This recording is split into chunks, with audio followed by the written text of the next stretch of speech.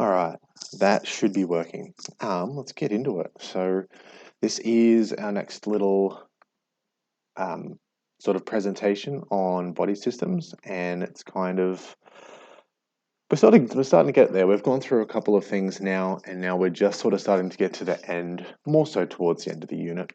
We've got about 2 weeks left on it. So today what we're going to talk about is the skeletal and muscular systems. So we're going to sort of smash both of them out today because they're pretty well interrelated with each other.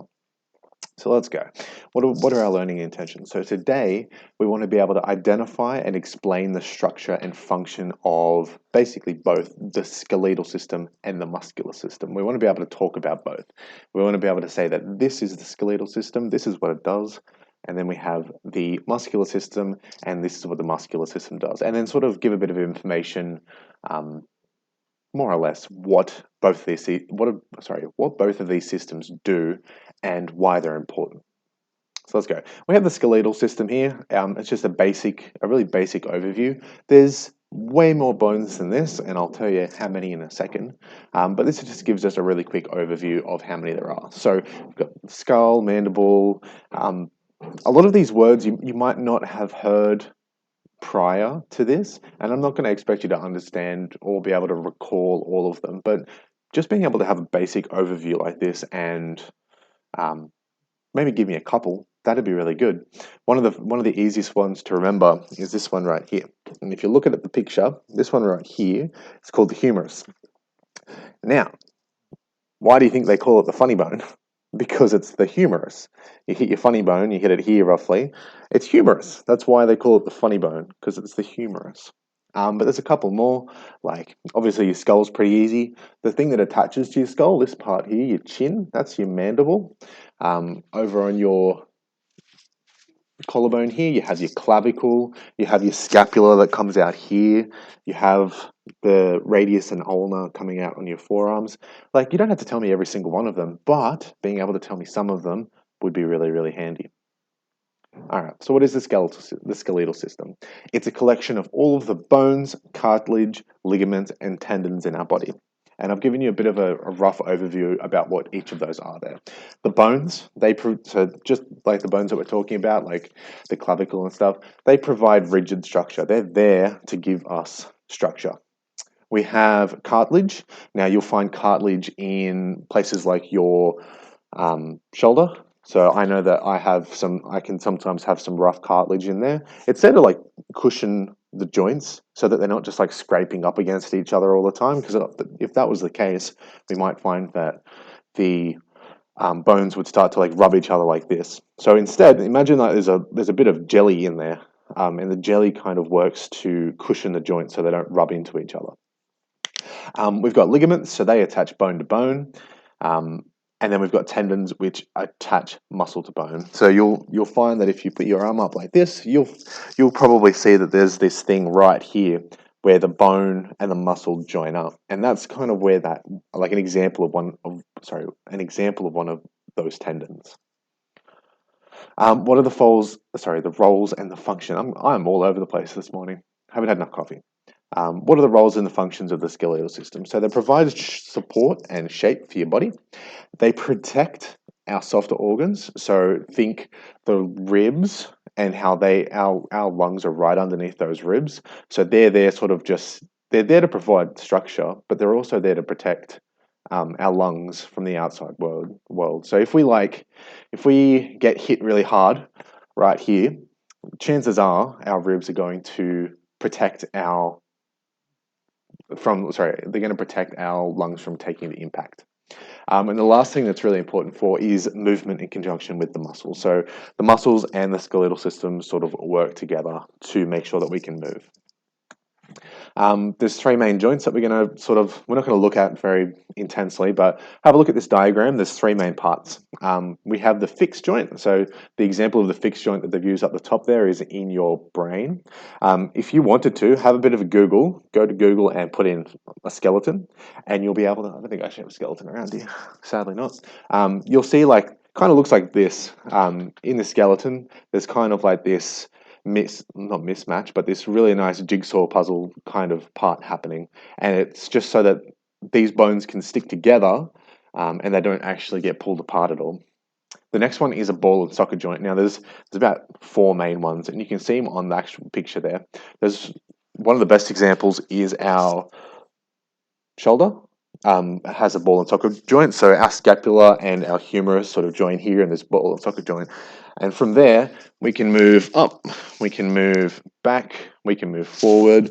We have a really, really big range of motion with our shoulder, and that's why it can be really insecure at times. So I have shoulder problems with my right shoulder, and it means that I have to be really careful with how I move my arms around. I can't put my arms up really, really quickly because I might actually come out of that ball and socket joint. So I'll save that for the kids in my class. I'll tell them that story. And the last one is a hinge joint. And a hinge joint, sort of, think your knees, they sort of just go like this. Think your arm, they just go in and out like that. What are bones made from? They're made out of a thing called collagen, which is a protein. And then we have some other things like minerals and water, and they help to add strength and harden the framework. It's a living and growing tissue. So it's not a dead tissue, it's a living and growing tissue. They're designed to be strong, but they're designed to give enough they're designed to have enough give so that you can withstand stress. So if I've got something on my back, for example, say I'm going to do a squat, I'll put the barbell on my back, and then my body will sort of flex a little bit. Imagine if I'm putting as much force as I can on my finger. It flexes a little bit, but it doesn't flex a lot. We want it to be strong, but we want it to not be completely rigid. And the last thing is that it can regenerate. So say you break a bone, plenty of people have. I don't think I have. I might have when I was really, really young, but I haven't broken a bone in recent memory.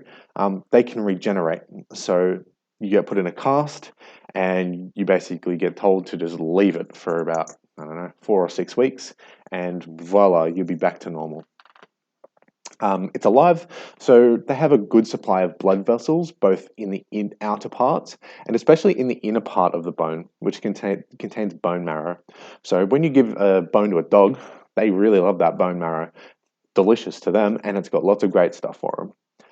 Within the bone marrow, there are red blood cells, platelets, and white blood cells. That's where they're made. So our blood cells are actually made in the bones. If we're not able to create those blood cells in our bones, then we have issues. We're going to have problems. There's also specialized cells on the outer part of the bone that help to repair those bone cells if they need to be repaired. Less important, big takeaway there is that the blood cells are actually being produced in our bones. Little fun fact, adults have about 206 separated bones. Babies at birth have about 300. So we lose about 100 bones, but we don't necessarily lose them. They sort of just start to fuse together. So as they sort of grow, they start out as cartilage, which is quite soft. So babies don't have these rigid bones. They have these really soft bones, and then as they grow and get older, they start to grow and harden up a bit. So this is an example of a disease of the bone. Now, you guys might have heard of osteoporosis before. If you don't get enough calcium in your bones when you're young enough, you can be in for trouble. We need to make sure that we have healthy bones.